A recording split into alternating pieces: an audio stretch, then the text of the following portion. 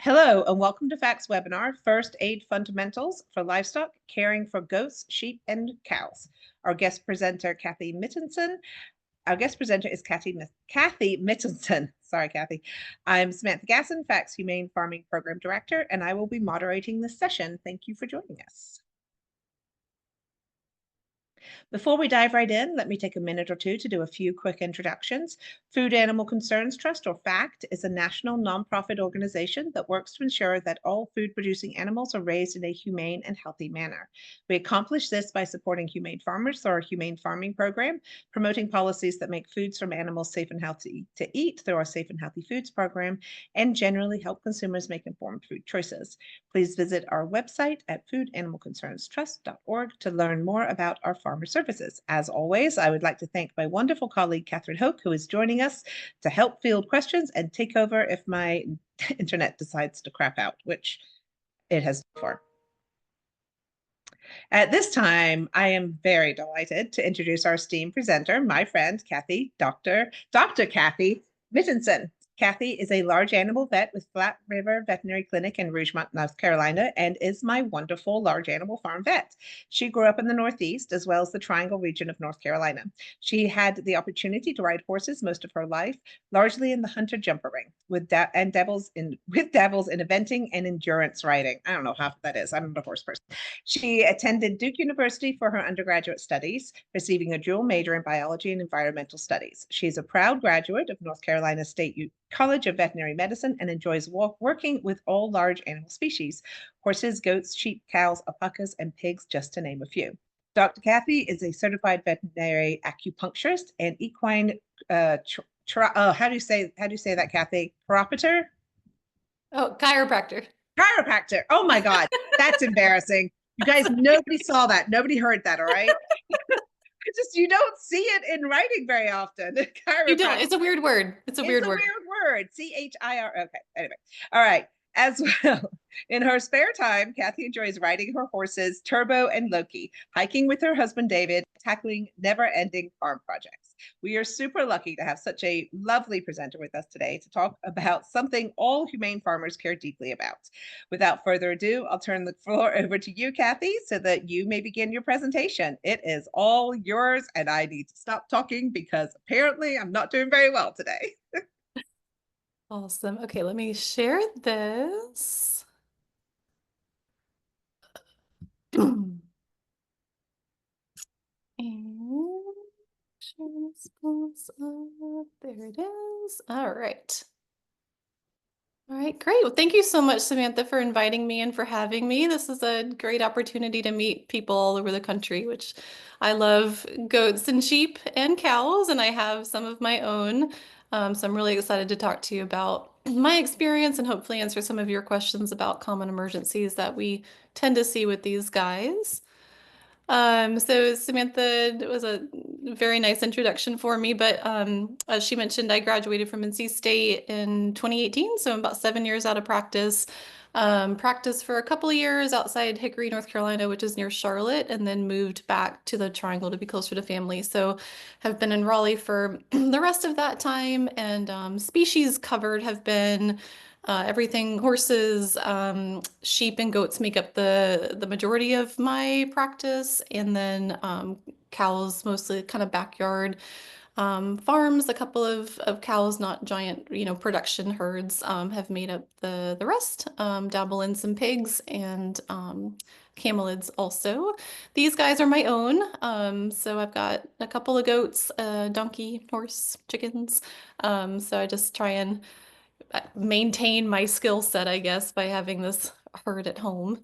All right, so I wanted to start off, all of what we're going to talk about is sort of under the presumption that we all have a good veterinary client-patient relationship. And so this can be a little bit confusing for people. I know I get plenty of new clients that call asking for medications, asking for teleconsults and that sort of thing. And we're all looking in the best interest of the animal, but just so we're kind of clear legally, in order for us to prescribe medications, and this excerpt is from North Carolina, so each state is a little bit different. we do have to have a veterinary client-patient relationship. And so for most practices, that means that we've been to your farm in the last year. And more specifically, we've seen that patient that's needing the medication before we can prescribe something for you. So if you do happen to call your veterinarian and there's it's not a lack of willingness and a lack of want to help you out and to help you do things on your own. Just know that legally there are some things that we just can't do. And if we were to get audited, we could lose our licenses by prescribing drugs, for instance, for something that we haven't seen or that we don't have a relationship with. So just wanted to make sure that that was clear. So most of my, like I said, a lot of my clients are small ruminants. So sheep and goats make up a large percentage of our practice. Most of the issues that we're going to be talking about with small ruminants also apply to your larger ruminants, but I've saved a couple of cow-specific issues for the end of the presentation, but just to keep in mind that these early slides are applicable to both small and large ruminants. So when I started to kind of think about which emergencies to cover, there's a lot. And if you've got goats and sheep, you know that as prey animals, they like to hide disease until they're really sick. So when to call an emergency veterinarian versus when you can kind of wait and see and do things on your own, the list is a little bit uneven. So goats and sheep, because they are such strong prey animals, they do hide disease, and so being really aware of the small changes in your herd is very important. So if you've got an individual who's off to themselves, certainly if they're laying down more frequently, not eating, although we'll have goats that'll eat through a euthanasia. So don't necessarily take inappetence um, as something to be super concerned about. Is if they stop eating, then you know that there's probably a big problem going on. And then things like calling out, grinding their teeth, especially if they're male goats, and we'll talk about that. Any cuts that go deeper than the skin that might require sutures to certainly let us know. Fractures, labor that's gone on for a prolonged period of time, anything coming out of a hole in the backside, rectal, vaginal, uterine prolapse, should at least warrant a phone call, even if you're kind of comfortable managing the early stages, at least getting a veterinarian involved that, hey, I might have an issue coming up. What do you think about me trying this step, this step, this step? And then knowing that in an hour, if I've made no progress, I'm going to call you. That's really helpful as a veterinarian just to be given a heads up, because I might not even be able to get there for a little while. But we're always happy to provide advice over the phone, and we want to make sure we're working together in case you need us, but also to make sure that what you're doing makes sense for the animal. Things that can definitely wait until next business day, and things that we can handle on our own on the farm. Things like, so loose feces is a little bit of a tricky one. We'll talk about gastrointestinal parasites, but typically if you start to see loose feces, it's something to collect a sample on, something that we can read under the microscope, but doesn't necessarily have to be seen on emergency. Superficial wounds that don't go all the way through the skin, or let's say they've like knocked a horn off, things like that can be addressed on the farm without a need for antibiotics. Foot rot, foot abscesses, again, they likely will require antibiotics, but it's something that you can wait until next business day to ask about. Same with cough, respiratory disease. It does need to be addressed, and it probably does need some sort of antibiotic, but can wait until next business day. Save a little bit of money. So the first issue that I thought we'd talk about are gastrointestinal parasites. You have goats and sheep long enough, I'm sure all of you are very familiar with how frustrating our parasite problems can be. So our two most common parasites in these small ruminants are the Homunculus parasite and Coccidia. So this is by far makes up the majority of emergencies that we see, or goats that are lethargic, they're laying down, sometimes they're inappetent, sometimes they have diarrhea, but not all the time. Weight loss, pale Fibonacci score, so that's the inner color of that eyelid. If they do have a heavy infestation of a homunculus type worm, that'll lead to anemia that causes that change in eye color. So your coccidia tends to impact younger animals. So if you've got um, goat kids that are, over a month old, because it takes a month for the coccidia to develop in their system, just based on their life cycle. If you have a goat kid who's older than a month, that's more likely to be a cause of diarrhea or of weight loss, versus if you have a kid that's younger than a month, any sort of diarrhea or failure to gain weight is probably more dietary related. Diagnosing your parasites are done through fecal egg counts under the microscope, and that's certainly something that is teachable. The upfront cost is a microscope and these specific McMaster slides, and neither of those are super expensive. And it's something that I've certainly taught clients how to do on their own. That way they're not having to bring fecal samples in every time they have an issue, especially if they have a larger herd. And it's something that is really important when it comes to choosing our dewormer. Another diagnostic tool that I use for parasites is checking their PCV, so seeing how anemic they are and whether or not they warrant a blood transfusion, which some cases do. Hopefully you catch it early enough that we are not at that stage. So treatment of parasites are dewormers.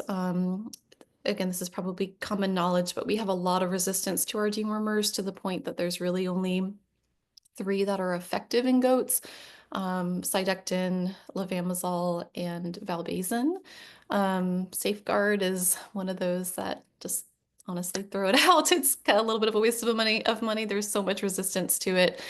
And so conservative use of our dewormers is really important so that we still have these available in 5 years to use. It's really sad. I've definitely had some goats that have come in and the owner has tried all of those dewormers that I just mentioned back when they were available in feed stores. And I have nothing. I have nothing to try for them. So we don't want to put ourselves in that situation nationally.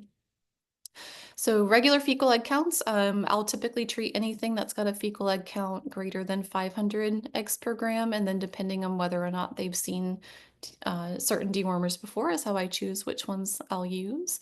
And sometimes I have to use a combination of them if their egg count is super high.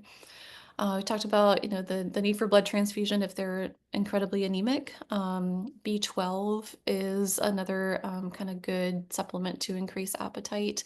And then especially if it's a coccidia patient, fluids to replenish from the diarrhea. Just like in people, they'll lose a ton of fluids from diarrhea, so you want to make sure they don't get too dehydrated. So speaking of dewormers, this is a chart from Cornell. It's publicly available, and it's really a nice resource for goats. So most of all of our dewormers are labeled for sheep, but not for goats, and goats require almost across the board an increased dosing. So for instance, Cydectin, we double the dose on the back than we do for sheep.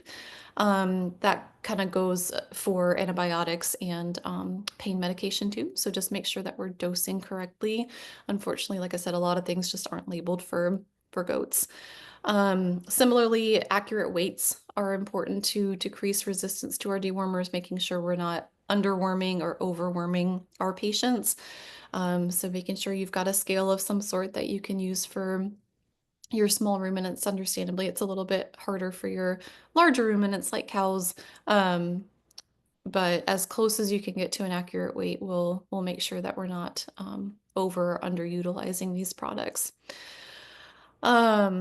Let's see, just checking my notes, make sure I don't miss anything. Yeah,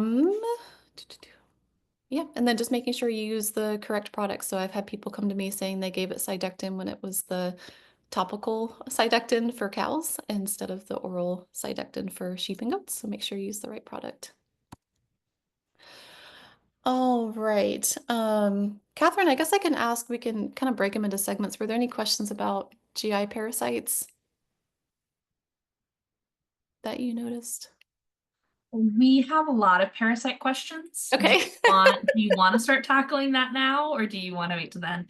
One clarifying question was that somebody asked what the 3 dewormers that can still be helpful for small ruminants are that you mentioned. Yeah, so Cydectin, which is that product on the left, and Levamisole, which is the product on the right, and then Valbazen. Those three are still useful. Like I said, if you have one with a lot of parasites, you'll sometimes have to use them in combination. So if you're putting a question in the chat, please put that in the Q&A. There's quite a few questions that are coming up in the chat. But I think, yeah, let's ask the dewormer questions at the end. I don't think there's Okay. any that are pertinent to where you are right now yeah. So let's just do Okay, that. perfect. This way we can get through all of our major issues. Okay, so second, a big emergency issue that we run into, especially this time of year, are urinary blockages in our male goats. This time of year when it's cold, they don't drink as much, and so their bladder doesn't get dilute. And so if they do have urinary stones present, they usually become more of an issue in the wintertime.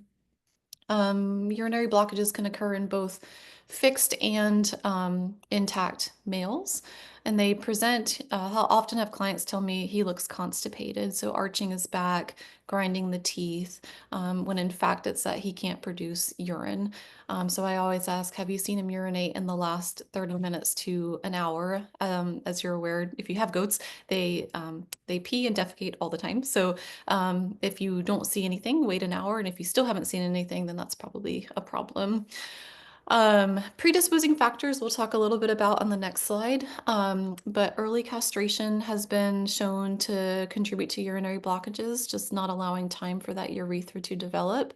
And I know that this can be a little bit controversial, but I will always, especially for pet goats, always recommend waiting to castrate until as close to 6 months of age as you can and to surgically castrate at that time. So banding, for several reasons, I'm not a huge fan. Missed testicles, I've seen a lot of those. Incomplete castration. So I've had a couple come to me that have one testicle that's been removed, and then the other one is kind of like halfway in there and dying off and infected. So not crazy about banding. It can only be done in essentially the first 2 weeks of life. As you know, their testicles grow quite large, and so bandings are only going to fit in those first couple of weeks. Whereas if you wait until they're about 6 months, their urethra has time to develop and grow and allow stones, if they do develop, to pass more easily. Because of the shape of the male penis in goats, we can't pass a catheter effectively like you can in other species. And so when they do get blocked, it is an emergency, and it can become a pretty severe problem, resulting in either surgery or euthanasia. Grain-based diet has also been shown to contribute to urinary stone development. So heavy grain-based diet, sweet feed, pelleted feed, has been linked to urinary stones. So honestly, I know this is probably going to bring up a lot of questions as well, but if I have a male goat, especially one that's going to be a pet, absolutely no grain following castration. If they're going to be used for breeding, again, I honestly still try and stay off the grain and try and supplement their calories through forage.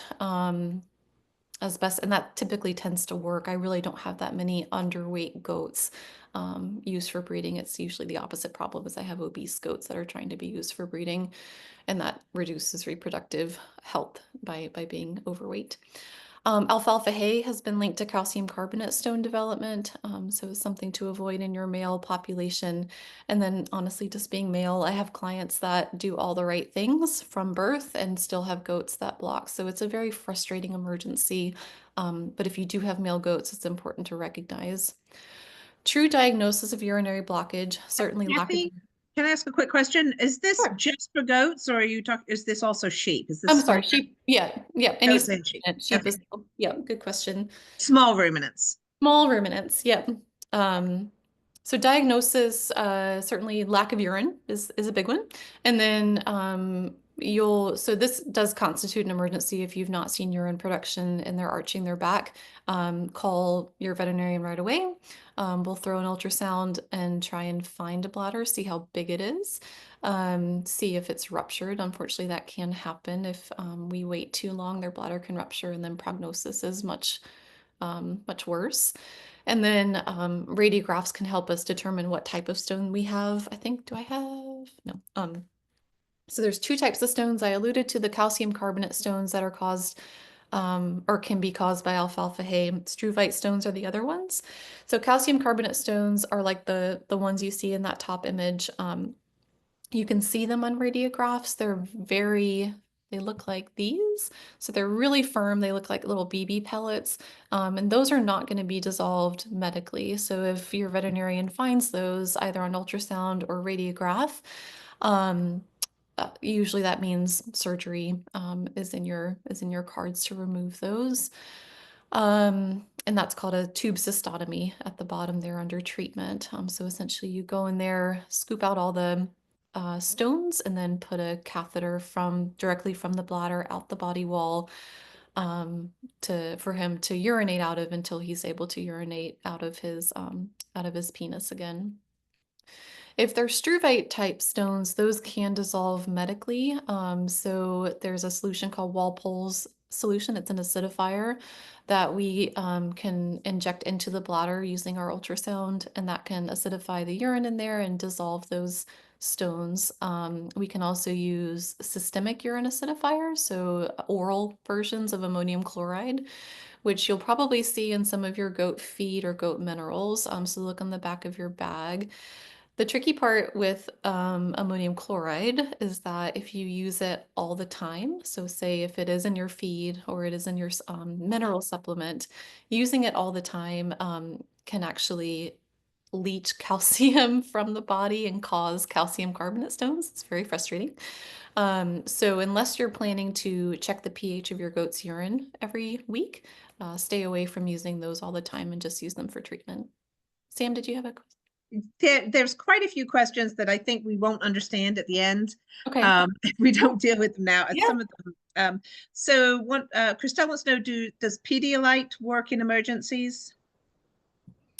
If For an dehydrate. for rehydrating.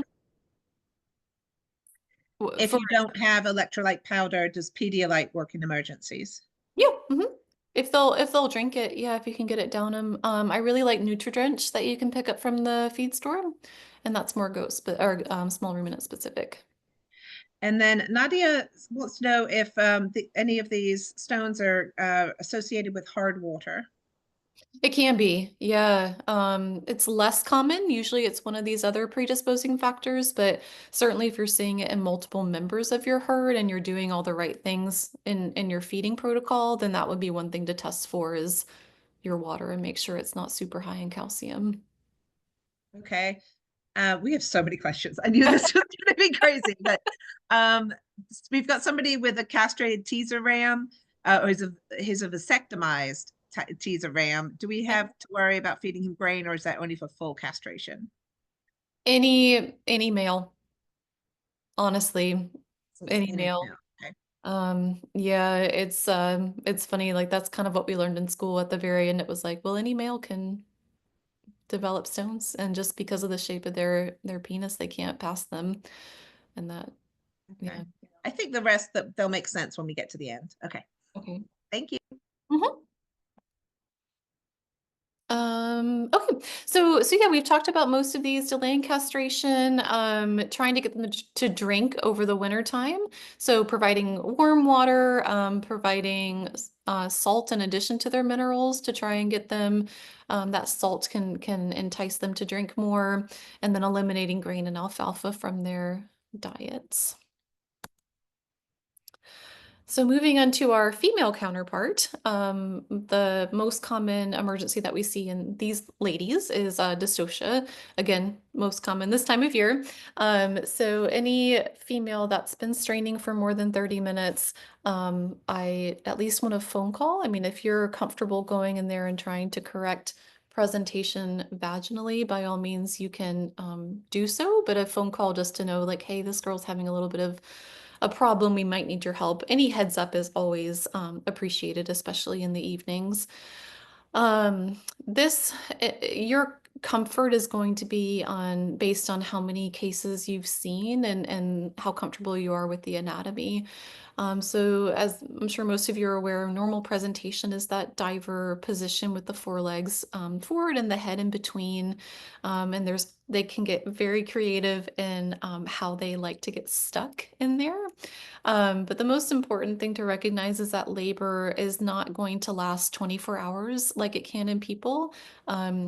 Over an hour and you've got a problem, you're going to need some intervention. So if you see the amniotic sac sticking out, if you see any body part sticking out and there's no kid or lamb on the ground within an hour, then you either need to intervene or you need to give your veterinarian a call. We will always try and attempt vaginal delivery, but there are some cases that require C-section, more commonly going to be found in our smaller breed goats, pygmy and Nigerian dwarf goats. Sam, I see your face. Would that be the same for cows? That shorter That would period? be that would be the same for cows. Cows tend to have a little bit more of a like false labor, but if you see anything coming out, then that calf should be on the ground within an hour. Okay.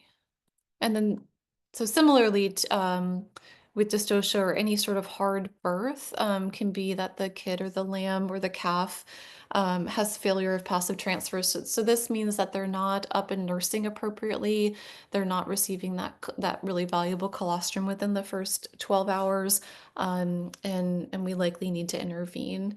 So tube feeding is what I will typically do with those difficult deliveries, or say I do a C-section, I'll just go ahead and give those babies colostrum, so milk out the mom and pass the tube to feed.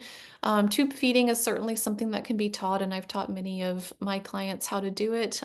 Just requires this French catheter, red rubber catheter on the bottom, and a syringe, and then passing it through the esophagus. It's easier to demonstrate than it is on the slide, but you'll want to feel for two tubes. Your trachea is a firm structure, so if you pass the tube into the trachea, you shouldn't be able to feel that tube because it's in that firm structure, whereas the esophagus is soft and it kind of opens and closes. And so when you pass the tube in that, it'll become firm. So you should be able to feel the trachea and your esophagus with the tube in it right next to each other. If you can only feel one tube, then you more than likely have the tube and the trachea, and you want to bring it out. You don't want to aspirate that colostrum. And the importance of getting that colostrum in within that first time period is, for one thing, the doe or the is only going to produce colostrum for a little bit of time. So taking advantage of that high quality colostrum. If you have to use powdered colostrum, try and make it species specific. That's going to be more helpful than an all species colostrum. And then after the 24 hours, you can switch over to a milk replacer versus a colostrum replacer. Say it was born and you weren't there and you're just not, really sure whether or not it got colostrum, signs that it might not have, or if certainly if it's trying to nurse and can't latch, if it's got a weak suckle, so if you stick your finger in its mouth and it's just very weak to suckle, it doesn't have that really strong reflex. Or if it's truly not able to stand, its umbilicus is swollen, its joints are swollen, that can be an indication that we have failure of those antibodies to get into the baby, and we have infection that's starting to take place. I actually have a quick question about when you're tube feeding. Yeah.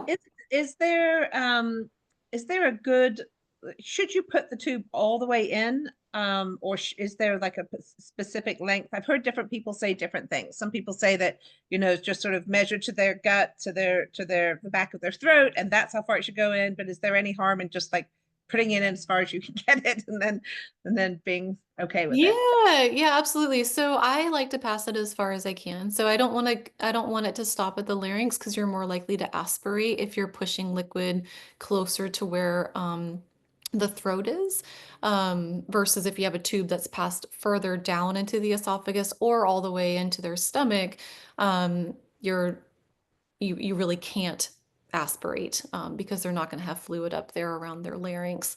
The length is going to be dependent on the species. So for most of our lambs and kids, you want to measure from the nose to the stomach.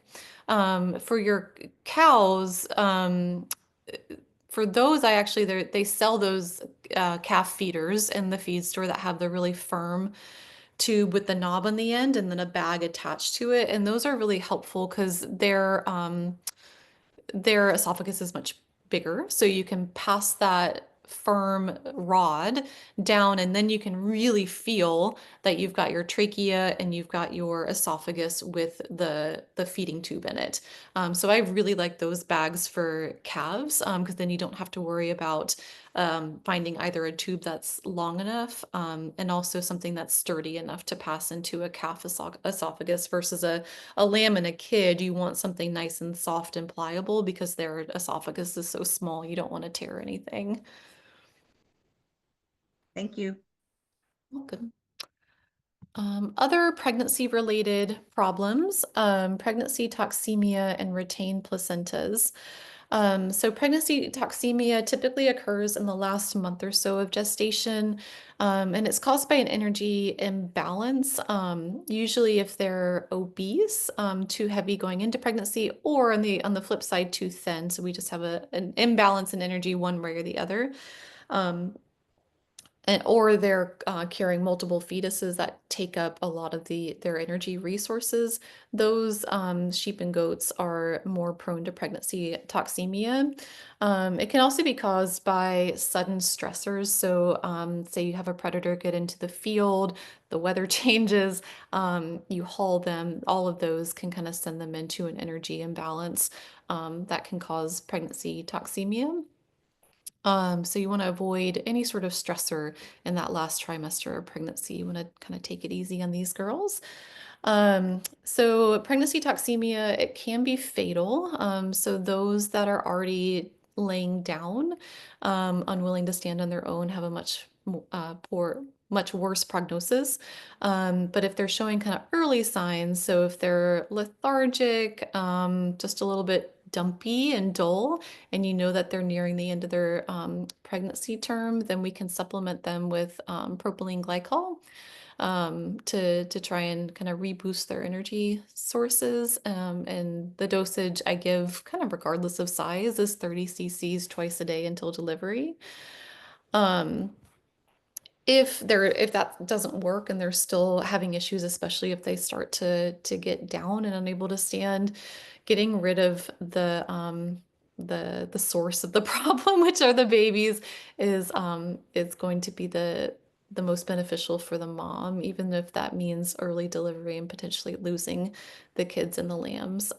So that typically requires a C-section because the cervix is not primed for delivery at that time, since it would be early.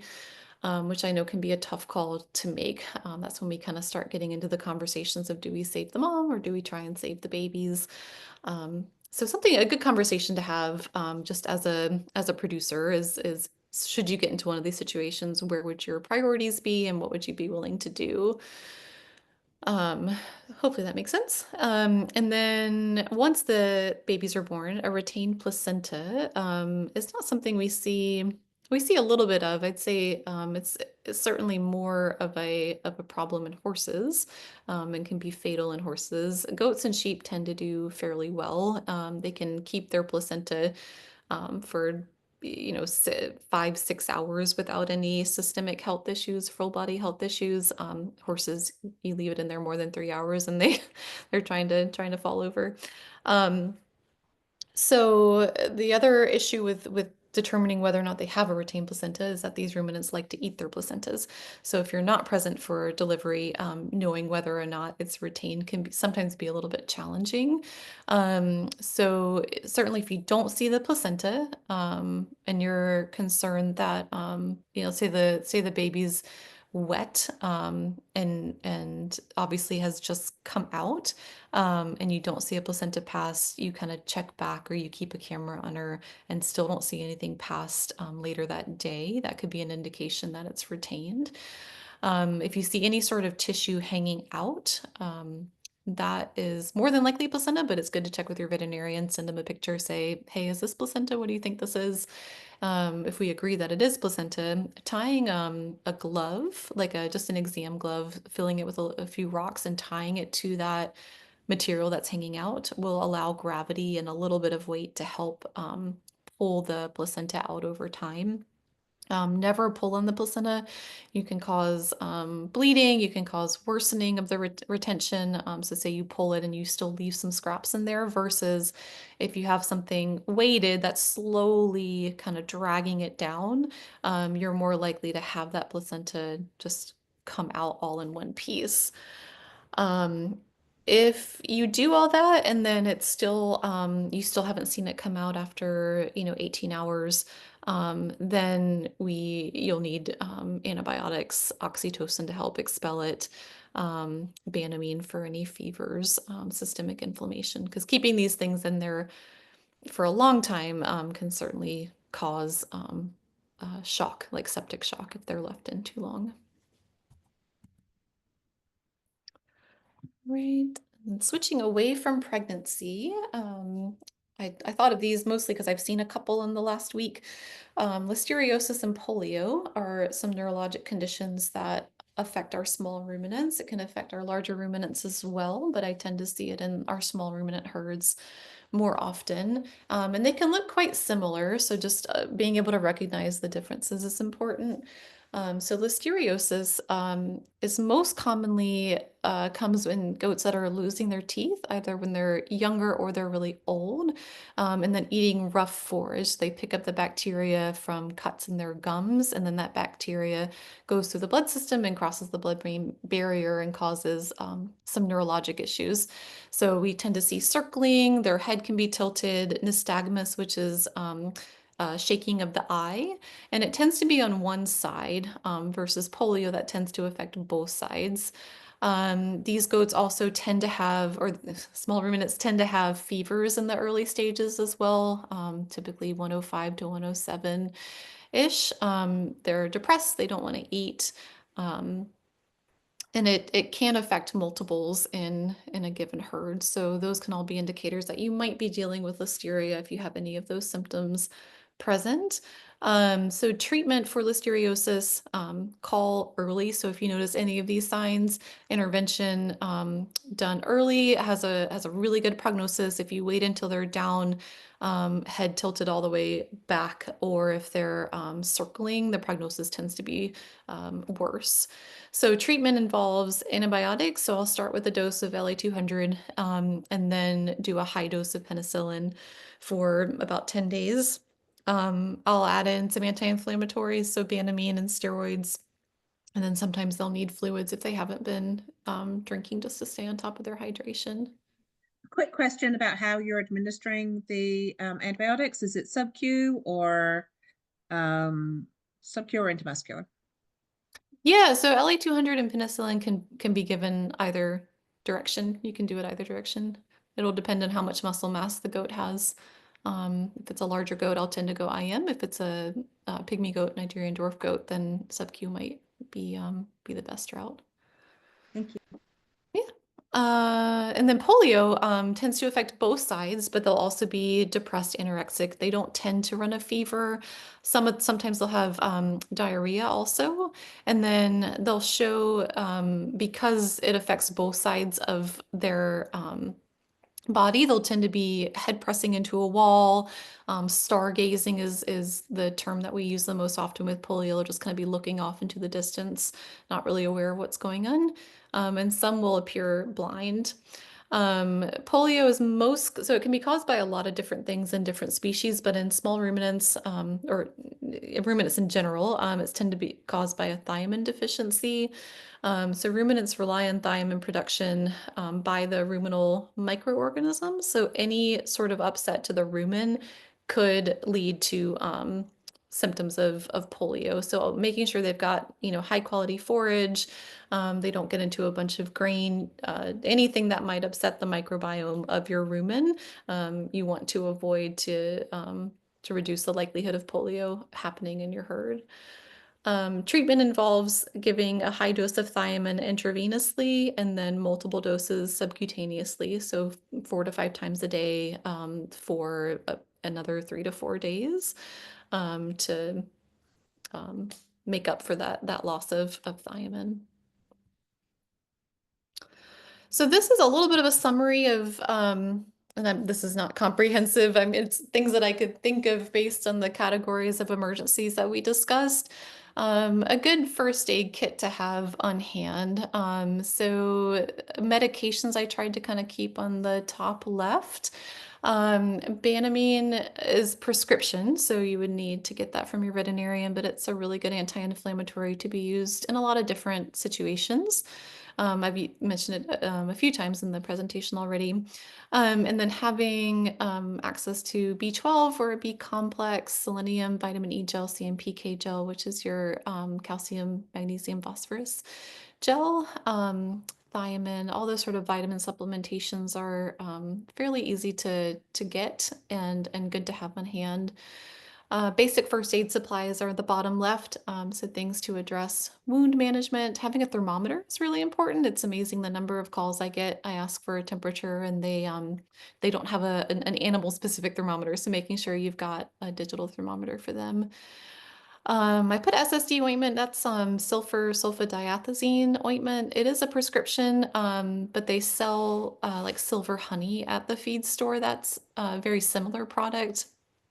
Or Alu spray, which is a silver liquid bandage that does not require a prescription. And those are really nice things to have on hand versus trying to put Neosporin or something on a wound. I like those liquid bandages. The middle column is most things to be used in a dystocia or for kitting and lambing season. And then just kind of thought of a couple of things for foot rot on the right. So like I said, not fully comprehensive, but just kind of most common things that I can think of that would be good to have on hand. So the CMPK gel, that's not the calcium gel, is it? That's It is. it is. Okay, Yeah, I thought so so. it just has a couple other electrolytes in it. Okay, so I know. So do you need that for small ruminants as well as? So I have dairy cows, and I never used to keep it on hand, but now going into every calving season, I have it because I had one cow.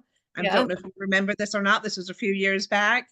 Um, my favorite cow, Bella. I have lots of favorite cows, but she went down. I'd never had that happen before, and had to give her that gel, and but is that the same for small ruminants? Do they have the same issues that like a dairy cow would have when it comes to? Yeah, like yeah, sorry. If you've got one especially that's really dehydrated, it's a nice supplement to have without having to give anything IV. And same reason for why I prescribe it in cows is if you try and give them electrolyte supplementation orally, hopefully that is enough to get them over the hump before needing intravenous intervention. Okay, cool. Okay. All right, and then just a couple of cow specific things. These can certainly happen in our sheep and goats too, but tend to see it a little more. Well, I don't know. I've seen probably the same amount in sheep as I have in cows. But uterine prolapse can be a real pain in cows. They can be pretty impressive with how they prolapse. So if you have any sort of tissue hanging from the vulva post-calving, first make sure that it's from the vulva, not from the rectum. And then sending a picture to your veterinarian so that we can determine if it's a vaginal prolapse, if it's a uterine prolapse, if it's a rectal prolapse, if it's coming out of the other hole. Your vaginal prolapses, there does tend to be a genetic component to them. So if she does have a vaginal prolapse, I typically do recommend not breeding those cows again, whether that means they become a pasture pet or culled, is up to you. But they do tend to prolapse again if they've have a full vaginal prolapse, especially if it happens prior to calving. Um, and then a uterine prolapse tends to more so be from like a prolonged delivery, or if they've had like intermittent vaginal prolapse prior to calving, they're a little more susceptible to develop a uterine prolapse. Decreased calcium intake or thin cows are also more susceptible to uterine prolapse. So uterine prolapses are a true emergency that needs to be addressed same day, whereas a vaginal prolapse can be addressed during normal business hours. So keeping the cow calm, trying to keep the tissue as clean as you can until the veterinarian can get there is really important. I didn't mention this with small ruminants because it's not an issue, but with cows, making sure you have proper restraint is incredibly important, both for yourself and for the veterinarian. I guess Sam would be an exception, but I typically do require all of my clients to have a chute of some sort to restrain, unless the cow is like truly unable to stand, and in which case I can tie a halter to its leg. I really am trying to look out for the safety of both the owner and myself. I've known too many veterinarians to kind of had to drop out of their career because of injuries caused by, I mean, horses as well, but cows from improper restraint. So making sure you've got good facilities if you're going to be having a herd of cows and breeding is really important. That's a little bit of a tangent, but so if you've got a uterine prolapse, what we do for those is we can use sugar and iodine and take a like brown gauze and try and squeeze out as much of that excess fluid as we can so that we can then replace it back into where back into the vulva where it should be, and then put a stitch in to hold it in place. I know some producers who are comfortable doing that on their own, but having the drugs to help you is really important just for the comfort of the cow, and to make your life easier. So I'll do an epidural so that she's not continuing to push out the tissue at us while we're trying to shove it back in. And then certainly lidocaine to block where that stitch is going to be. It's a really big needle that we use to put that stitch in to hold the tissue in place.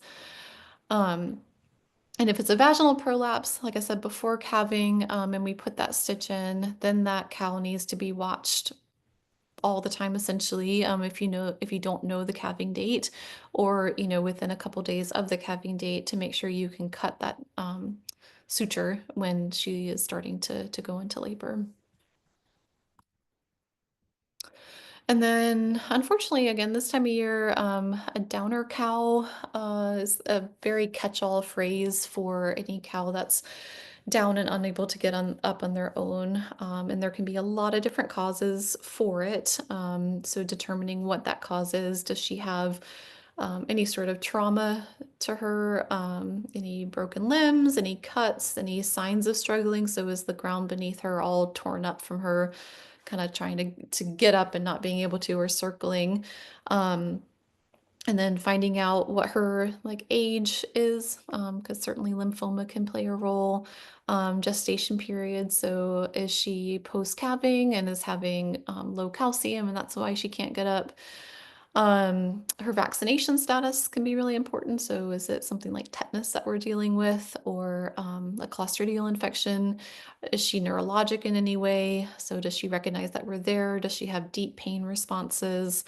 All of that can be really important just to try and figure out what the cause of why she's down is, and help us determine the prognosis for her. So once we address the underlying cause, and those are just some examples of some things that we'll try if we think she's in an energy imbalance, or has an injury. We'll give anti-inflammatories and replace her electrolytes, replace calcium in particular if we think it's a case of milk fever. And then finding some way to rotate them. They're such big animals that even if they're sitting up on their chest, all that weight on their organs can really cause a lot of damage in a short period of time, as well as it can cause issues to the nerves that supply their lower limbs. So making sure that you have some way to lift them and rotate them 3 times a day. Typically that requires a tractor, and putting wide ratchet straps behind the elbows and in front of the pens to lift them. When you do lift them, you want to make sure that their feet are still touching the ground. You don't want to truly hang them from the lift. That can cause too much pressure on the body, and you want their limbs to feel that ground underneath themselves. One, so you can tell, can they actually hold any of their body weight up? Are there injuries that we couldn't see while she was laying down? And then also to stimulate those nerves that may have some damage to them but are not fully out of commission. Having their feet on the ground can send nerve signals up through the limb. And then supplying water, feed, and shelter at that site where she's down. So making sure she has easy access to those things. If she's up in her chest, I will typically give her, several days to see if she is able to get up on her own again. However, if they are unable to sit up on their own and you're having to put bales of hay or kind of lift her up into her chest multiple times a day, and that happens for more than 24 hours, then I do recommend euthanasia. Prognosis is not good when they can't hold themselves up on their chest. Can I just tell a really, really quick story? And I will Yeah, make of it course. quick. And please, Yeah. nobody get mad at me for doing this, but I feel like I have to share. So we have this is actually before Kathy. It was her predecessor, Lloyd Heron, who was our vet. Came, and we had a cow who had she had twins, and unfortunately the first one was breech, and she went into labor at night and we didn't know it. And so anyway, she ended up having some nerve pain from it. She's a Jersey, so I need to preface that. So she was down, and I had summer camps that summer, so we used the kids to push her over, and we would push her over like every couple of hours. So a week went by, she still wasn't getting up. And I had the vet come out multiple times, and he's just like, she's fine. She's a Jersey. Just leave her alone. And so I gave her Banamine. I was giving her all this stuff. And then finally I was just like, Cal, you're gonna die. I'm gonna have you put down if you don't get up. So I gave her like a week's worth of way more Banamine than I should have given her. No, a few days of way more Banamine than I should have given her. And then it was during our daily rotation. I got 5 kids, 10 kids helping me rotate this cow, and I put her treats just out of her reach because we were rotating her, and the cow got up and got her treats. So even if you think they might be down for days and days and days, they might just be a stubborn Jersey cow. So anyway, just thought I'd put that out there because I was about ready to call the vet and say, put her down. And it turned out she could get up. And she probably Best, had been for a week. oh my gosh, best case scenario is when that happens. We love when, you find something as easy as cookies. I lost so much sleep over that cow. So much sleep. We were getting up in the middle of the night and turning her over. I still am mad at her about that. All right, so I think this is our last disease, is bloat, which can happen in our small ruminant species as well. But in cows, it tends to be caused by a really lush diet. So alfalfa, clover, or high grain diets will tend to cause a frothy bloat. So especially cows that aren't used to those diets and then get put on a really lush pasture during like a pasture rotation. Um, Arrangement, or get into a bunch of grain, those cows can bloat, and that's a frothy bloat. So the material that comes out of your tube in the rumen tends to be really thick and saliva filled. But bloat can also be caused if a cow gets stuck on its side, which is what when I mentioned on the downer cow slide, if they're stuck down on their side, their risk of bloat increases, and so that's another reason why we don't want to keep them. It's not really fair to keep them alive if they can't sit themselves up on their chest, because more than likely we're going to miss and they fall back on their side, they bloat and they pass from that, and that's not a fair way to die. So poor positioning can cause their rumen to get filled with gas, and that's a gas bloat versus a frothy bloat. Similarly, if something is not if something is obstructing one of the compartments of their stomach, and things can't move freely through, gas can build up, and you can get gas bloat from a foreign body or a mass. And then occasionally you'll have nerve damage within the cow that can contribute to free gas bloat if they're not able to eructate properly. It's a little less common. Treatment is very similar for both frothy and gas bloat. So passing a stomach tube to relieve that gas, or if it's really bad, turgidization, which is sticking a large bore trocar, it's like a giant needle, into the rumen to expel that gas and to make the cow more comfortable. Um, Prevention, so trying to feed, if you are transitioning them to a new pasture that's more lush than what they're used to, giving them a little bit of hay prior to doing so to fill up their rumen so they're not gorging on that lush pasture and upsetting their rumen microbiome and causing a frothy bloat. or using, trying to turn them out on more mature pastures that aren't growing super fast. That they'll again be really sugary, and those cows just kind of go to town on that lush pasture and end up bloating. Bloat can lead to other more severe stomach issues like a right a right abomasum displacement, um, which would require surgery. I didn't really include those slides in here, but so addressing bloat as soon as you see it is really important, and prevention is just everything in moderation, just like with us, in terms of what they're getting fed. So I know that there are a bunch of questions.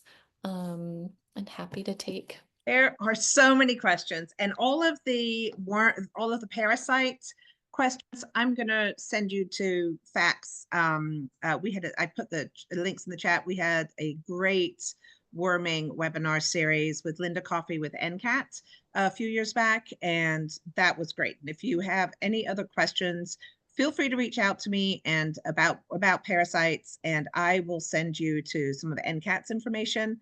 I'm going to try and ask some of the questions that are very vet specific and that we don't have information about, in fact. Jill asks, what do we do if there are no vets within a several-hour drive? How do we navigate that? Which I think is a problem for a lot of people. So what would be your suggestion for that? Sorry, Sam, so you said I need to repeat the question for this Oh, no, recording? I read it. I read it. That's if you happen to like take it on your own to answer a question. You only have to just make sure we need to make sure that the question is out. The question is recorded. It is out there. Go for it. Answer the question. Okay, perfect. Yeah, no, that's a great question. Large animal veterinarians are in short supply and becoming even shorter in supply. Unfortunately, just the lifestyle is not for everybody. The pay structure is not for everybody. So the dreamy answer is to talk to if you are in a state with a veterinary school, is to see what you can do to encourage people to join the field, or if you know of high school students that are veterinarians, to encourage them to join the field. But certainly you're going to be taking on a lot of these skills yourself. So trying to find continuing education events that will, like there are dystocia simulations. I know NC State does a couple of those. NC State has a small ruminant course in the summer that's really helpful and goes over a lot of what we covered, but is also more hands-on and teaches you how to do fecals. So seeing if you do have a local university, seeing if they have any hands-on learning opportunities. Lectures like these are really helpful, but truly getting in there and getting your hands on things, will be a lot more comfortable with things like dystocia and managing bloat. But to acquire medications, yeah, you are going to need a veterinarian. And so finding someone, even if it is a few hours distance, that can come to you, or that you can bring the animal to, and they can teach you things, and really asking these questions, asking to be taught things, because it's going to be in the best interest of the veterinarian too. If they live 3 hours away from you, it's going to be hard for them to get to you in an emergency. So they want you to be set up for success. But it is going to take forming that relationship. Yeah. I'll also say, if you do want to attend a workshop like that, and it does cost something, FACT does have a scholarship program, and that is the type of thing that we would fund up to $400 for the registration. So just so you know, and if you want to be creative and try and get a vet to come, maybe if they're 3 miles away, to a group of you, and maybe you can be creative that way too. All right, we are at 4 o'clock, but if Kathy is okay, do you mind if we go just maybe 10 more minutes? Oh, sure. Yeah. Okay. What does the acupuncture point on the nose for cows consider? Yeah, so that is a great acupuncture point. I'm blanking on the channel number, but it's a stimulation of life. So it sounds kind of crazy, but I've used it in calves before. I've used it in goats before, for those that are struggling post C-section. And you can take, I use a acupuncture needle, but if you don't have that, you can use acupressure. And I mean, truly just, or you can use a 25 gauge needle and just stick it in the groove in between, like right above their lips, like in that groove in their lips. And that can stimulate them to breathe. It's a very cool acupuncture point. Very cool. This is the only parasite question I'm gonna ask, and Yeah. this is, what do you do if you have a pregnant goat and she's got a parasite infection? Can you wait till she kids, or should you go ahead and treat? You should go ahead and treat. So pregnant does and pregnant does are really the only exception where I'll just go ahead and deworm them, regardless of their fecal in that last month of pregnancy, because they can harbor parasites in their intestines that are then released during times of stress, like parturition or giving birth. And so getting the worms out of her system before she gives birth, can be really helpful, that you don't end up with a really sick mom after she lambs her kids. Okay. Um, I also, so you know, some of these questions I've copied and pasted, and I'll reach out to Kathy and have her answer them. Like somebody asked about the best thermometer to use, and I'll email you about those, Kathy, and I'll share that as soon as I get that information. I actually think this is a good question. This is something that I think everybody battles with, and Kathy's actually heard me talk about this. The hardest part some have to overcome with is illness, is feelings that I did something wrong or bad owner, especially when meeting a new vet. And then also saying to your vets, because Kathy does a lot of horses, to saying, this is not a horse farm. This is a working farm. We're not, you know, I can't pay horse people prices. Yeah, for And sure. Kathy's very good at working with me with that. So what would you recommend? How do you approach that? And how do you feel as a vet when you feel like somebody's being honest with you about what they can afford? Do you feel bad? Yeah. No, I mean, I much prefer to know what I'm working with rather than, because then I'll know what options I have to give. So I feel, on the flip side, if I were to look at your animal and then give you a whole bunch of options, including say university referral, then that might make you feel bad that you can't do some of these options that I've just recommended. So I'd rather know up front, and I typically will ask up front, what is your goal with this animal? How far financially are you willing to go? And I always tell people, like, I have my own goats. I know what I would spend on them. I know what I would spend on my dog. And those are two different price ranges. So having a number in your mind is also really important, because I have clients that in the moment just don't know what they would want to spend. So having put that forethought in there before you have a veterinary emergency is really helpful, both so that you stay within your financial means, as well as for the vet, so that we can get really creative. I'm very fortunate that in this area, so in the triangle, economically, it's a different subset than I had in Hickory outside of Charlotte. And it's great to see both sides of what people can spend on their animals, because in Hickory we got pretty creative on what we could do for our critters. And you can go a long way without having to spend a whole lot of money. And as much as people will post on social media about vets being money grabbers, that's not. I promise you, especially in large animal, that's not the case. I mean, we charge very little for for the type of medicine we give. So I went to the doctor this morning and I was like, all right, it's $300 for my 5-minute exam. So made me feel a little better. All right. Okay. I'm actually shared my screen and now I don't know where I am. Sorry. Okay. Would you wait until 6 months of age to castrate lambs as well? Yes. Understanding, I did not say this in the presentation, understanding that they can breed as early as 4 or 5 months. So having a way to separate them. And if you can't do that, then at least waiting till 4 months is better than nothing, to allow their urethra time to grow. I'm actually, a lot of these questions, you guys, I'm really sorry. We just have to finish up, but I will, some of them are very specific, I think, to you, Kathy. So this is, I have a ewe who's new to me and had quads last year. She lays down a lot, but she's huge. Are there any other signs to look for? I'm assuming for birth. For toxemia. Toxemia or birth? I don't know. Anonymous attendee, if you wrote that, please clarify at the bottom. Yeah, so knowing when she's due is really important. So if you think that she's close to lambing and she's, especially if she's like kind of dull and maybe doesn't want to eat, then I would be concerned about pregnancy toxemia. Um, if she's far out from pregnancy, then it may be something else. Okay. Joseph says, for urine blockage, I've been giving my goats alfalfa pellets for extra protein and snacks. Will this increase the chance of them getting urinary problems? Yeah, Sounds take those out.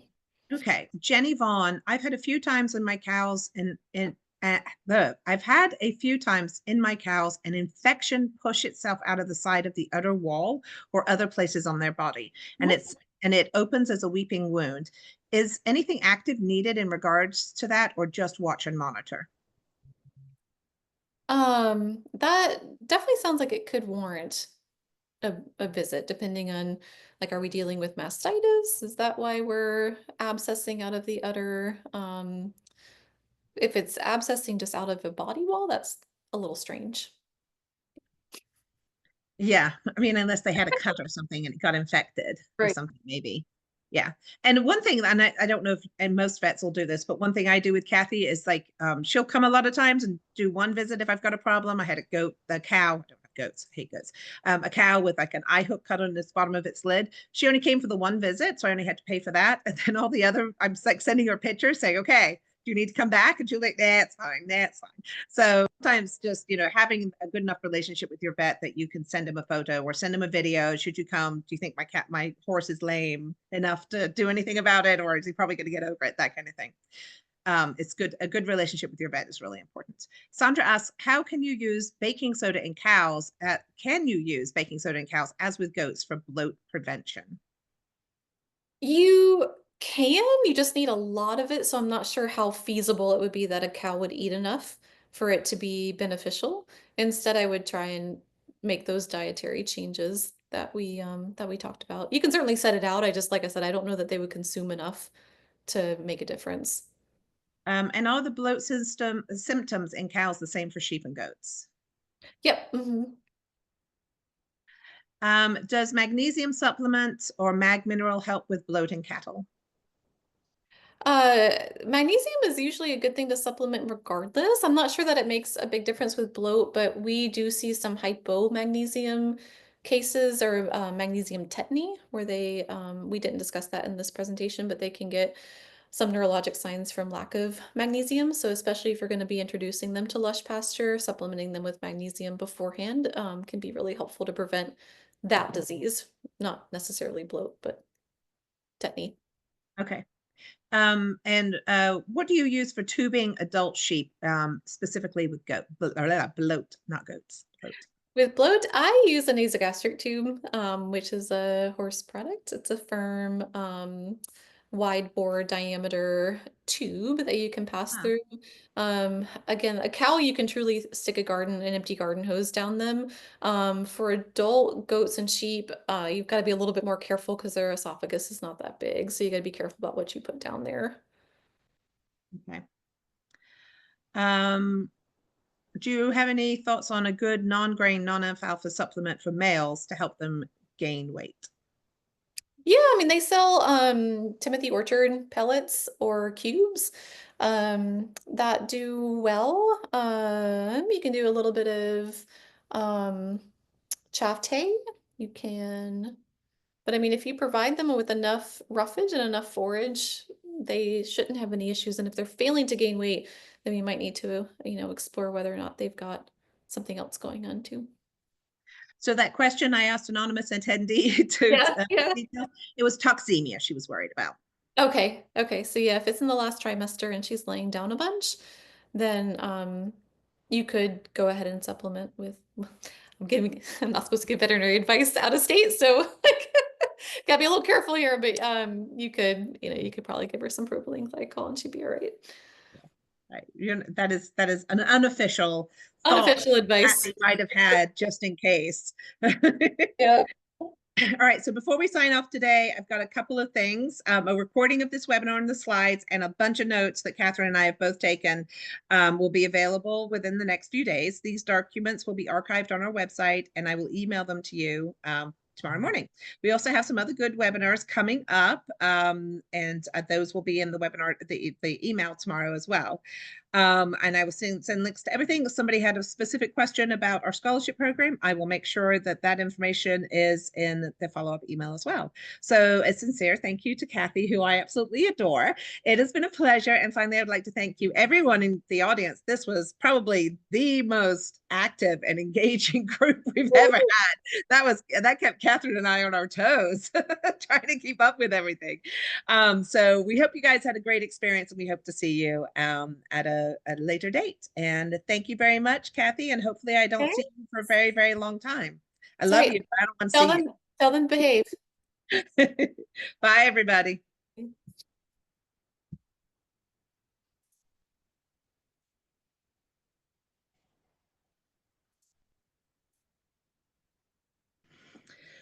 And there we go.